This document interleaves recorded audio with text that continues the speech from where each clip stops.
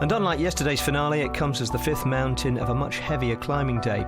164.5 kilometres setting out from Sistiana in Leon and heading north into the mountains of Asturias. 4 of the 5 climbs come inside the last 55 kilometres, so it'll be a more fatigued group of favourites that hits the foot of the final one, although the Alto del Naranco is nothing like as steep as La Camperona. David de la Cruz is climbing possibly towards the red jersey at the end of the day. He's got 2 minutes 46 seconds to make up on Nairo Quintana. Behind them, the chase is a little bit disorganised. Thomas de Gent, who we'd virtually given up on, he'd been dropped on the previous climb, has attacked this group, and he is somewhere in between this chase group and the 2 leaders further up the road. There, well, he's not even around that bend, as Bartosz Szarski is brought back by Luis Leon Sanchez. So a very interesting battle for the stage victory, for the possible red jersey, for the King of the Mountains jersey. Plenty at stake here, and the advantage that they have over the main peloton is over 4 minutes as they start to climb with 5k remaining. The vital statistics of this final climb of the day: 5.7 kilometres in total length, and there's a glimpse of Thomas de Gent, maybe beginning to come backwards, and the average gradient is just over 6%. But this is a fantastic opportunity for David de la Cruz, and it's interesting, isn't it, that I Am Cycling, her team who are folding, have Dries Stevenens there, who will actually be joining Ethics Quickstep next year. And I wonder if a conversation has already emerged between these two, or at least a tacit understanding that you help me get the red jersey and I'll help you towards a stage victory. I think there'll be that anyway, and I think they both know they've got something to get out of this. And Stevenens is perfect because he knows that de la Cruz is 100% committed. He's not going to play games. He's now just on a mission to go as fast as he can to that finish line, and Stevenens can play off that and use that commitment that he has to try and win the stage off him. There's also the fact that Stevenens has his teammate Matthias Frank in that group behind, so are in the perfect situation at the moment. Well, they haven't got across to Thomas de Gent. It's Pello Bilbao from Caja Rural, who's the next rider on the road behind de Gent, who's third on the road at the moment, behind that pairing who head the race. Dylan Toons, who's looked very strong from BMC, though, is chasing across, and maybe that group, well, it's going to contract and expand, and riders are going to bring each other back. And the main point, though, at the moment is that they have an advantage of over 4 minutes, and that's good news at the moment for David de la Cruz. 2:46, remember, that's the critical time at which the red jersey effectively passes from Nairo Quintana to the man from Ethics Quickstep. This is a much reduced peloton. There's probably only 60, 70 riders there. But there's enough there of the teams. You can see how fast they're going down. 53 seconds these 2 riders now have gotten that on the remnants of the breakaway, who did look before almost like they'd given up. I think they, as you can see here, they can't really get away. And actually Thomas de Gent is the rider in between, I presume. As you say, we haven't seen much footage, so equally they could have dropped him. Thomas de Gent's either up the road or down the road, and we just don't know because he's Thomas de Gent. Bilbao is also somewhere in between that group of chasers and the front of the race. But again, it's a complicated position out on the road, and we focus rightly as well on this GC group because there are races within races here for the stage victory, for the red jersey, for the King of the Mountains jersey, and amongst the GC favourites to score a few seconds on each other. There's so much up for grabs, fascinatingly poised. Regards the peloton behind, it'll be interesting to see after that mad pursuit into the bottom of the climb, as we always see the GC team setting up, whether that momentum will carry on, because it's up to Movistar now to set the pace and bring this minute 1 second back. So it's gone up slightly, so it might have just stalled slightly now that the peloton's hit the bottom of the climb. And there might just be a reluctance to attack each other, bearing in mind the epic battle they had yesterday and the battles to come tomorrow, as Luis Leon Sanchez decides to inject a little bit more energy into that chase. And Alexandre Geniez, level on points in the King of the Mountains competition, don't forget, is sensing the possibility of a second stage victory. Don't rule that out for Alexandre Geniez, the winner on stage 3. And with that would come the King of the Mountains jersey again. So a lot at stake for Alexandre Geniez, as there is for these 2 men. And they come into the thickly populated, crowded areas that mean that surely this climb is getting closer and closer to the summit, but there are still over 2 kilometres of climbing to go for Stevenens, looking at a stage victory, and for David de la Cruz, who's looking to get himself the red jersey. Still got a minute, and don't forget, it might be close, and it might come down at the end to time bonuses. And don't forget, there are 10 seconds available for first place, 6 seconds for second place. So if, for example, de la Cruz were to take second place, then effectively he'd have a 2 minute 40 the time to make up on that. What a glimpse of Thomas de Gent in front of Bilbao. So this is coming back now. It's Dylan Toynes, and you can see now they realise that if they don't move now, it's all over. And Dylan Toynes, who we saw before looking very strong, has played his cards now. There's Pelle Bilbao, Dylan Toynes. Couldn't see Thomas de Gent in that shot, so he's still just about dangling off the front of that big chase group. And these two riders have got 46 seconds and 3 minutes and 40 over the red jersey group. It's Rojas who's riding at the moment for Movistar, so there's still 3 riders left for Movistar, so they've still got the firepower, but they're running out of distance at the moment, 2.3 Ks, and they've got 50, 55 seconds, 56, 54 seconds to bring back, so it's going to be close.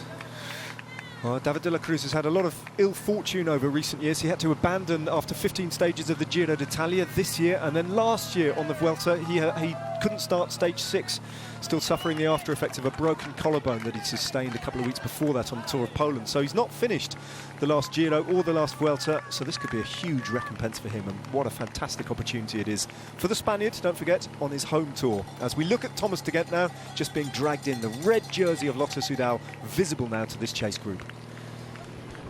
And it's you can see how tired they all are. Movistar, they're going to have to lift it a bit more. I mean, we know it will probably accelerate massively in the last 2Ks for that group, but at the same time, 2Ks, 33 seconds, so 14, so it's 47 seconds now. So it's just ticking down slowly. It's and as you said, there's the time bonus as well. So if he's win the stage, he's still in the jersey if it stands as it is. But it's, it's going to be close. Mighty close. He's within touching distance of his biggest career achievement, it should be said. David de la Cruz here. And what an incentive there is for him now. He's just got to hold nothing back. He knows that. That's easier said than done, isn't it? There's de Gent, who knows absolutely nothing about holding anything back. And he takes this chase group through 2 kilometres to go. And once again, Luis Leon Sanchez just peels across to the left and asks someone else to start doing the work, and that man is Alexander Geniez. You can see how tired they all are now. There's and it's also the problem when it starts being stop and starty as it is now, they're all playing that tactic game, is it makes it even harder to get away because everyone gets a little rest and they know they have to jump on everything, and it becomes a self-fulfilling prophecy, and that nobody can get away because they're all expecting it, and the group just keeps cancelling itself out. Whereas these Turkeys keeping a constant rhythm, they're in a real nice tempo, whereas behind it they're not finding any tempo whatsoever. It's just they just begin to annoy each other. I think the gradient's eased off a little on this part of the climb as well, and that'll be a relief to David de la Cruz, who can get himself more into time trial mode on this climb.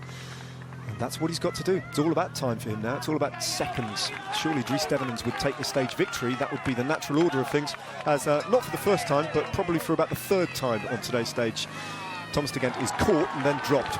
Meanwhile, the GC race, hard to know where to watch at this point in the race. There's so much going on. We've got this fascinating tussle for the stage victory and for the jerseys further up the road. But here, what's going to happen? Are they going to neutralise it? Are they all going to ride up as one big group and spare themselves the battle for the day? Well, as Rojas pulled off, it was Ruben Fernandez who took over, so we might see an injection of pace now. We've seen the damage Ruben Fernandez can do when he's really cut loose on the front, so I expect that's what will happen now. It's what has to happen. As Peter Kennyk goes. Yeah, Kennyk attacks, and there's an attack as well from Omar Fraile from Dimension Data. They lost their team leader today, Igor Anton, but another attack, and we've seen Kennyk do this already on the Vuelta. It came to nothing on that particular occasion, but perhaps this one might go a little bit further.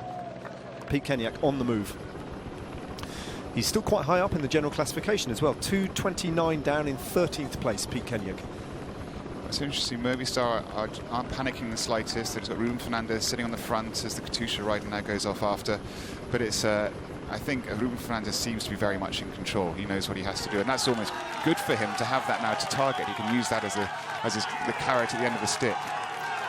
Dries Stevenens and David de la Cruz take 3 minutes and 20 seconds advantage over the red jersey group through the 1 kilometre arch, and that is good news for de la Cruz, and it's looking more and more likely, and it's hurting more and more further back down the road as they try and chase across to those two who have worked beautifully well together. Dylan Toynes is trying to respond. It's put Jan Bakelants, his compatriot, into trouble. He's dropping off the pace a little bit here. And Matthias Frank is riding himself into 3rd place on the road at the moment, the teammate of Dries Stevenens. But this is the ideal scenario for them. Watch that clock, though. It is ticking down. 3:17. He's only got about 30 seconds now, or a little bit more than that, to play with. as the bunch come through 2 kilometres. So Pete Kenya's pushing forward. Yep, yeah, they are. So Omar Freire and Peter Kenya really are driving forward there. They're distancing Ruben Fernandez, which is no mean feat. It's new Sky as well, that, isn't it? That's the new pattern. That's what we like to see from Team Sky these days. And it's not their typical stage racing technique that we've come to know over the last few years. It's definitely a new image. Yeah, so they've definitely got a new tactical pattern, if you like, there, which is becoming much more aggressive. And it was very interesting yesterday as David de la Cruz finds that Dries Devenens can't live with him any longer, and he's noticed that slight weakness. So any sense that they might have been working together and he would be gifting Dries Devenens the stage in return for the work has been abandoned. And David de la Cruz is riding towards not only a stage victory, but with that, the distinct possibility that he will take the jersey from Nairo Quintana.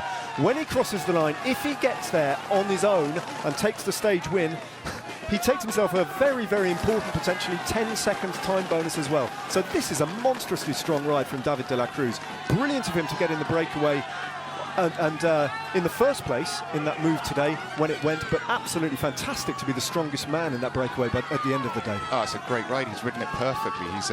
He waited and waited, and he never let the break take advantage of him, and he didn't panic and drag them around. And I wouldn't have expected this, but it goes to show. I mean, he's so high up on GC because he is strong, and he was the strongest in the group today, and he's proving that.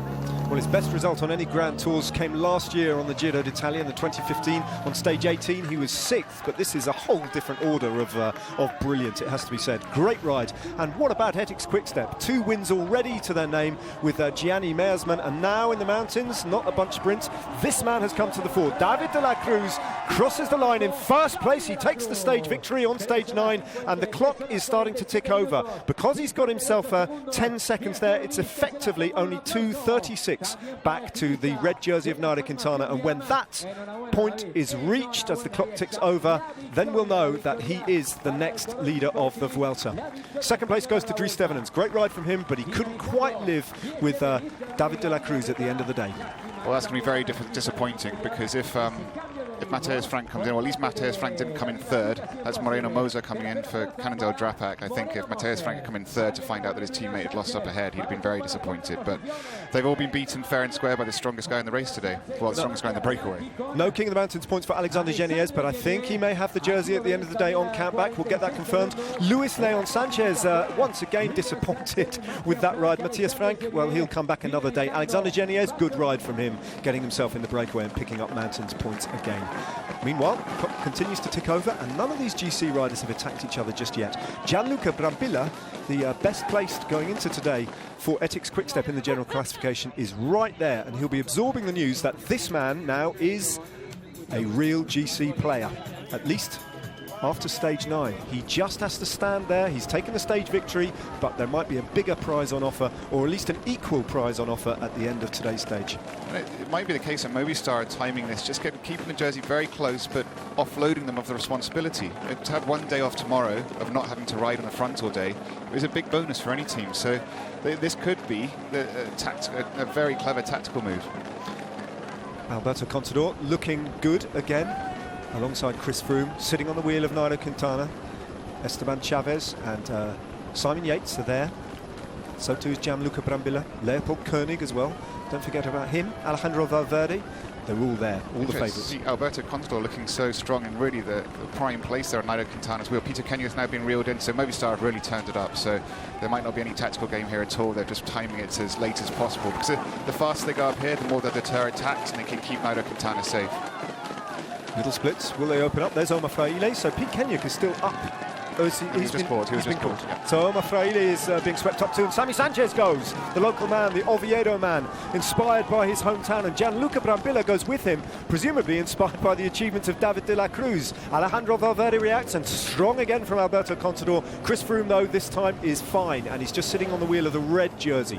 So that's another show of strength from Contador and Valverde. They're going to do a little battle. They might nick a second or two against each other here, these riders. Valverde, you can see how explosive Valverde is going after to that. Nobody could go with him. But Samuel Sanchez, obviously, these are his home roads. He'll know this road intimately, having lived here his whole life. Chris Froome, once again, just waits until the last minute to come up. But yeah, it's all the usual suspects up there.